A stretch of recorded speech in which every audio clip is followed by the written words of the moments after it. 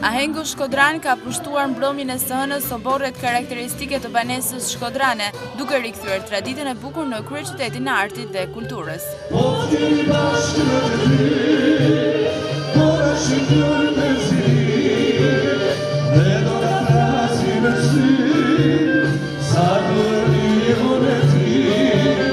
Me pjesëmarrjen e këngëtarëve të njohur të muzikës qytetare, për mbi 60 minuta, publiku i pranishëm shijoi disa nga kryeveprat e këtij zhanri, tashmë të shpallur trashëgimi shpirtërore kombëtare.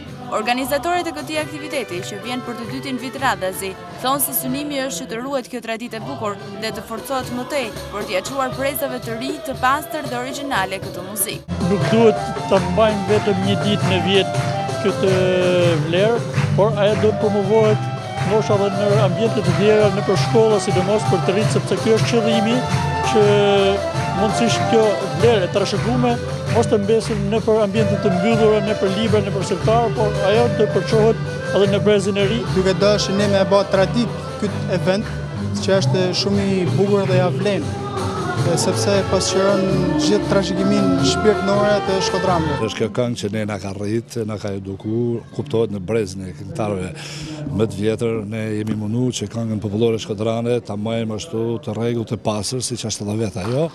Dhe sonte ju po shihni edhe vetë se është një atmosferë jashtëzakonisht e bukur, është një repertori i Ahengut Shkodran me të vërtetë i përsosur, grupi i këngëtarëve i kompleksit vajzave dhe i djemve është tepër i përsosur, sidomos në disa këngë të vjetra të Ahengut Shkodran, dhe unë thëmë që Shkodra gjithmonë ka pas vlera të tilla, vlera që e them me bindje që nuk mund t'i ketë çdo qytet.